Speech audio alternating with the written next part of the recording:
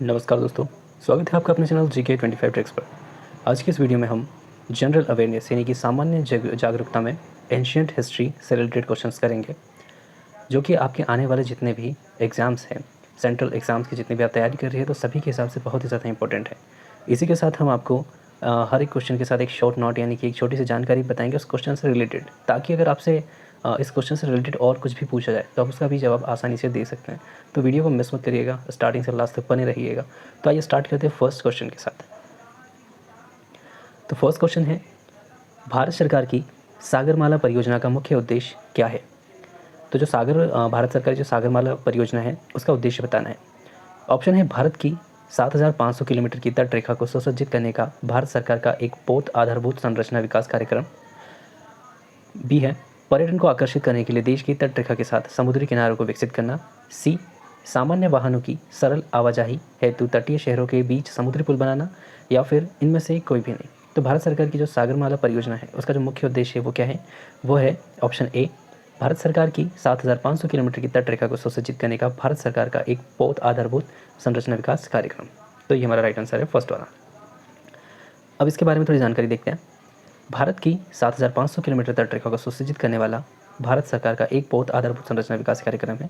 सागरमाला परियोजना देश के रसद क्षेत्र के प्रदर्शन को बढ़ाने के लिए भारत सरकार द्वारा एक पहल है। इसे 31 जुलाई 2015 को शुरू किया गया था। तो ये भी याद रखिएगा, कब शुरू किया गया था सागरमाला परियोजना? 31 जुलाई 2015 को।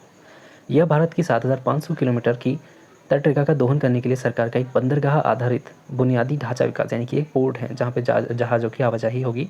तो कितना किलोमीटर का है ये? 7,500 किलोमीटर की तट रेखा का। अगला क्वेश्चन है, पीएम कुसुम योजना का उद्देश्य है। पीएम कुसुम योजना, ऑप्शन है ए, सिंचाई के लिए मानसून पर किसानों की निर्भरता को कम करना। बी, ऋण के लिए साहूकारों पर किसानों की निर्भरता को कम करने के लिए भारत में फूलों की खेती को बढ़ावा देना। या फिर सी, यानी कि जो डी ऑप्शन जो दिया हुआ है सी, डीजल और मिट्टी के तेल पर किसानों की निर्भरता को दूर करना और पंप सेट को सौर ऊर्जा से जोड़ना। तो देखिए इसमें 3 ऑप्शन है, इसमें सी वाला ऑप्शन जो है वो गलत है, सेकंड वाला ही मिक्स है उसमें। तो इसमें जो डी वाला यानी कि जो डी लिखा हुआ है वो वाला ऑप्शन जो है हमारा राइट आंसर है। पीएम कुसुम योजना का जो उद्देश्य वो क्या है? डीजल और मिट्टी तेल पर किसानों की निर्भरता को दूर करना और पंप सेटों को सौर ऊर्जा में जोड़ना। तो जो डी है वो राइट आंसर है।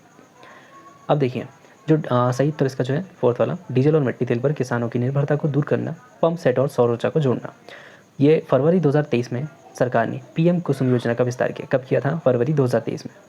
मार्च 2026 तक जो है इसका विस्तार किया गया है। नवीन और नवीनीकरण ऊर्जा मंत्रालय 2019 में एक योजना किसान ऊर्जा सुरक्षा उत्थान महाअभियान, जिसे कुसुम कहा जाता है, इसको जो है प्रतिपादित किया था 2019। अगला क्वेश्चन है, ये कई बार पूछा गया है और आपको शायद आता भी होगा इसका आंसर। मनरेगा के अंतर्गत न्यूनतम कितने दिनों का रोजगार जो है प्रदान किया जाता है? ऑप्शन है 100, 108, 150 या 50 दिनों का। तो मनरेगा के अंतर्गत जो है न्यूनतम 100 दिनों का रोजगार प्रदान किया जाता है। ये ऑप्शन जो है राइट आंसर है। मनरेगा क्या है? महात्मा गांधी राष्ट्रीय ग्रामीण रोजगार गारंटी अधिनियम, जिसे मनरेगा कहा जाता है। महात्मा गांधी राष्ट्रीय ग्रामीण रोजगार गारंटी अधिनियम, और ये 2005 में जो है इसे किया गया था। यह एक श्रम कानून और सामाजिक सुरक्षा उपाय है जिसका उद्देश्य जो है काम के अधिकार को जो है गारंटी देना है। यानी कि ये जो है किसी भी जो मजदूर होते हैं उनको 100 दिन के रोजगार की गारंटी देता है इसके अंतर्गत। अगला प्रश्न है, पीएम मुद्रा योजना की किशोर योजना के तहत दी जाने वाली अधिकतम ऋण राशि क्या है? पीएम मुद्रा योजना यानी किशोर योजना, किशोर यानी कि जो जवान लोग होते हैं, जो 18 से ऊपर 40 से कम लगभग जो एज के होते हैं, उनको जो है जो ऋण जो है राशि दी जाती, तो कितनी दी जाती? ऑप्शन ए है 50,000, बी है 5 लाख रुपए, सी 1 लाख रुपए, या डी 10 लाख रुपए। तो पीएम मुद्रा योजना जो योजना है उसमें जो किशोर लोग हैं यानी कि जो एडल्ट्स जो होते हैं उनको कितना दिया जाता है? उनको 5 लाख रुपए तक का जो है ऋण राशि प्रदान की जाती है। इसके अलावा प्रधानमंत्री मुद्रा योजना गैर नियमित गैर कृषि सूक्ष्म उद्योग जो है, इसमें जो है 10 लाख रुपए का ऋण प्रदान किया जाता है, जो कि 2015 में शुरू की थी। इन ऋणों को PMMY के तहत मुद्रा ऋण के रूप में वर्गीकृत किया गया है। PMMY यानी इसका फुल फॉर्म क्या है? प्रधानमंत्री मुद्रा योजना, याद रखिएगा, पूछा जा सकता है आपसे। अगला प्रश्न है, हाल ही में आई योजना उड़ान निम्न में से किससे संबंधित है? उड़ान जो योजना थी वो किससे संबंधित है? ऑप्शन है उड़ान डिजिटल भुगतानों को बढ़ावा देने की एक योजना है। बी, उड़ान राजमार्गों को जोड़ने के लिए एक योजना है। या सी, उड़ान बिजली वितरण कंपनियों के वित्तीय बदलाव के लिए एक योजना है। या डी, उड़ान जो है क्षेत्रीय संपर्क के लिए एक योजना है, क्षेत्रीय हवाई संपर्क के लिए।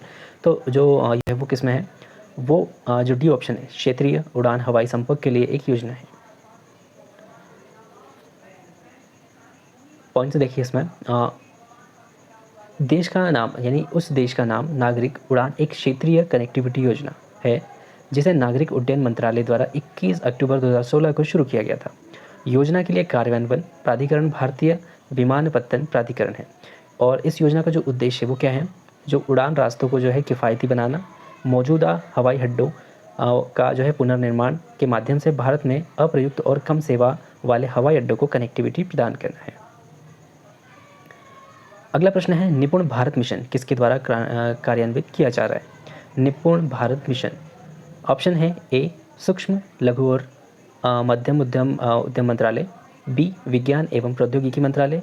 सी है शिक्षा मंत्रालय। या डी, श्रम एवं रोजगार मंत्रालय। और निपुण भारत मिशन जो है वो शिक्षा मंत्रालय द्वारा कार्यान्वित किया जा रहा है। निपुण भारत मिशन राष्ट्रीय शिक्षा नीति 2020 के तहत भारत में शिक्षा मंत्रालय द्वारा समझ और संख्यात्मक के साथ पढ़ने में प्रवीणता के लिए राष्ट्रीय पहल शुरू की गई है। कब की गई है? जो शिक्षा नीति जो है 2020 के तहत जो है किया गया है। निपुण। अगला प्रश्न है, भारत में प्रधानमंत्री जन धन योजना की शुरुआत हुई। ये भी आपको प्रश्न में पता होगा लगभग। प्रधानमंत्री जन धन योजना की शुरुआत, ऑप्शन ए 26 जनवरी 2015, 28 अगस्त 2014, 5 सितंबर 2014 या 8 दिसंबर 2014। तो भारत में प्रधानमंत्री जन धन योजना की जो शुरुआत की गई थी वो की गई थी 28 अगस्त 2014 को। अब प्रधानमंत्री जन धन योजना 28 अगस्त को शुरू की गई थी। प्रधानमंत्री जन धन योजना यानी PMJDY दुनिया की सबसे बड़ी वित्तीय समावेशन पहल है। तो याद रखिएगा, सबसे बड़ी है, दुनिया की सबसे बड़ी वित्तीय समावेशन पहल। अगला प्रश्न है, मिशन इंद्रधनुष का मुख्य उद्देश्य क्या है? ये क्वेश्चन बहुत ही ज़्यादा इंपॉर्टेंट है, कई बार पूछा गया है और इससे रिलेटेड कई सारे क्वेश्चंस को घुमा के भी पूछे गए, तो इस पर ज़रूर ध्यान दीजिएगा कि मिशन इंद्रधनुष का मुख्य उद्देश्य क्या है। ए है शहरी परिवारों को बुनियादी सेवाएं प्रदान करना। बी, उच्च तकनीकी शिक्षा के लिए लड़कियों को प्रोत्साहित करना। समान पद के लिए समान पेंशन प्रदान करना। या सभी बच्चों और गर्भवती महिलाओं का टीकाकरण। तो मिशन इंद्रधनुष का जो उद्देश्य है वो यही है, डी ऑप्शन, सभी बच्चों और गर्भवती महिलाओं का जो है टीकाकरण ही मिशन इंद्रधनुष है। देखिए, मिशन इंद्रधनुष के बारे में कुछ पॉइंट।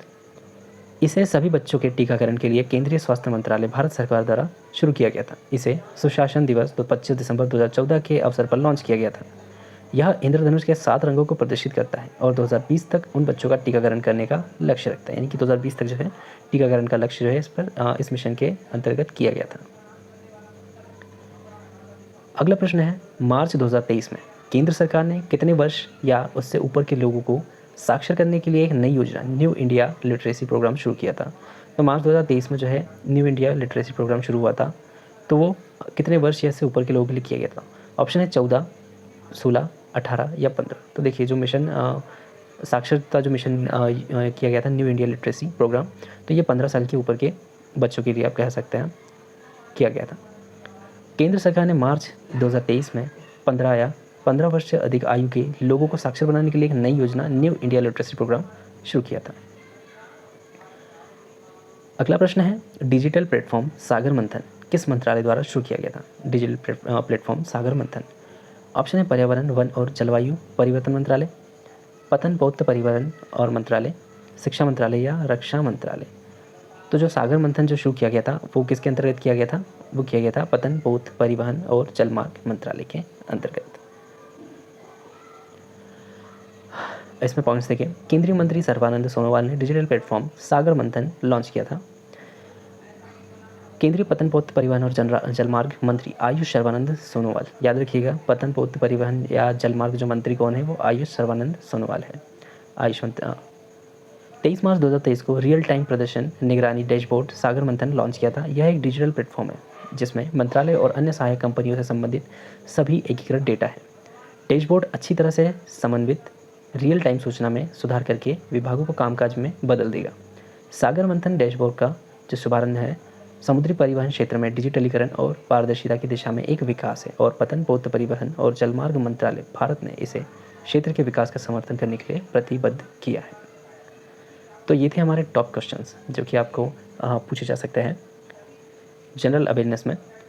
कुछ करंट अफेयर्स यानी कि इससे रिलेटेड आपसे योजनाएं बताई गई हैं, तो बहुत ही ज़्यादा इंपॉर्टेंट क्वेश्चन है।